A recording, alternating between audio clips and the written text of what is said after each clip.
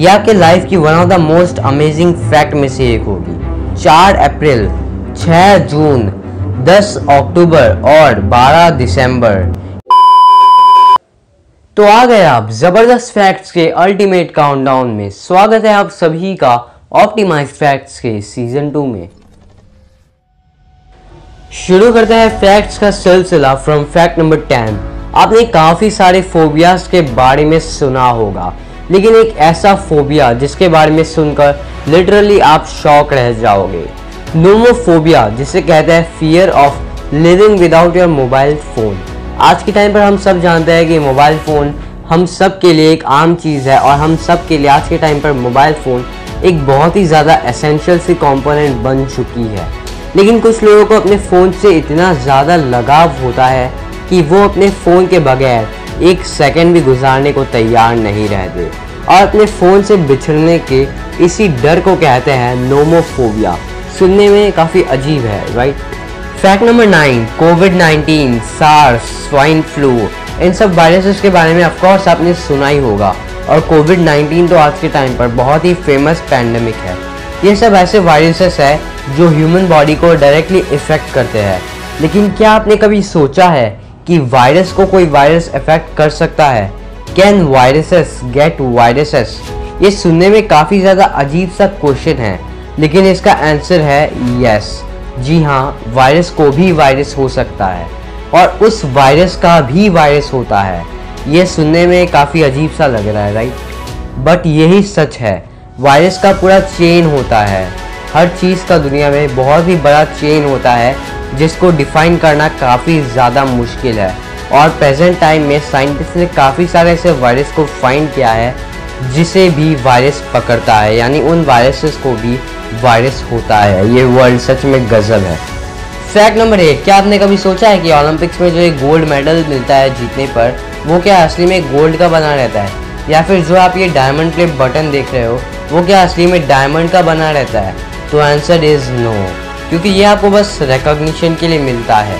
आपने जो सक्सेस हासिल करी है जीत कर, ये बस आपको उसका रिवॉर्ड मिलता है। अगर आप ओलंपिक गोल्ड मेडल के असली कंपोजिशन को देखो तो ओलंपिक गोल्ड मेडल एक्चुअल में सिर्फ 1.34% गोल्ड का बना रहता है। बाकी रेस्ट ऑफ द परसेंट अगर आप देखो तो 92.5% सिल्वर और 6.16% कॉपर का बना रहता है ओलंपिक में देने वाला गोल्ड मेडल।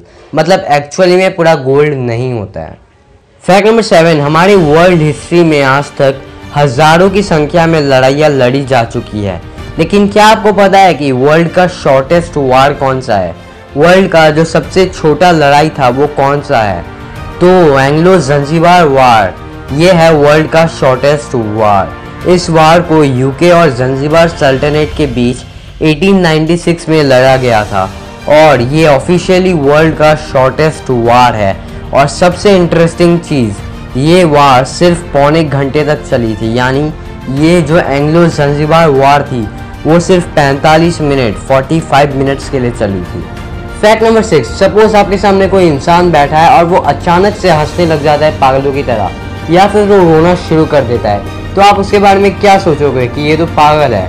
लेकिन ऐसे कंडीशंस को कहते हैं स्यूडोबल्बर इफेक्ट, यानी PBA।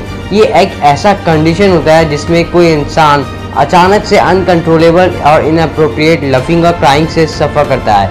ये खासकर उन लोगों में होता है जो न्यूरोलॉजिकल कंडीशन से सफ़र करता है, यानी जिनके ब्रेन के नर्व्स में कुछ डिफेक्ट होता है, या फिर अगर उन्हें कोई इंजरी हुई, सपोज कोई कार एक्सीडेंट, तो उनका ब्रेन उनके इमोशन को कंट्रोल करना बंद कर देता है और वो ऐसे हरकतों को करने पर मजबूर हो जाते हैं। फैक्ट नंबर 5, आप अपने हैंड को नॉर्मली ऐसे मूव करिए। क्या आपको इसका आवाज़ सुनाई दे रहा है? बिल्कुल भी नहीं। लेकिन दुनिया में कुछ लोग ऐसे होते हैं जिनको अपने बॉडी के हर पार्ट्स का आवाज़ सुनाई देता है, यानी बॉडी में अंदर जो भी फंक्शन होता है उसका आवाज़ सुनाई देता है। सुपेरियर कैनल डेहिसाइन सिंड्रोम SCDS, ये एक ऐसी एबनॉर्मल डिजीज़ है जिसमें उस पर्टिकुलर पर्सन को अपने बॉडी के हर फंक्शनिंग की आवाज़ सुनाई देती है। एक्चुअल में दुनिया में हर एक्टिविटी जो भी होती है हमारे सराउंडिंग, वो सारी एक्टिविटीज साउंड प्रोड्यूस करती है और ये तो हमारी हियरिंग कैपेबिलिटी पर डिपेंड करता है कि हम उस आवाज़ को सुन सकते हैं या नहीं। एक्चुअल में ह्यूमन बींग सिर्फ 20 हर्ट्ज तक ही सुन सकते हैं और जिन लोगों को ये एबनॉर्मल डिजीज़ होता है उनको अपने हड्डियों के रगड़ने की आवाज़, ब्लड के ट्रांसपोर्टेशन की आवाज़, आई बॉल की मूवमेंट की आवाज़, सब चीज़ की आवाज़ सुनाई देती है। एक बार सोच के देखिए कितनी ज़्यादा इरिटेटिंग होती होगी ये, लिटरली।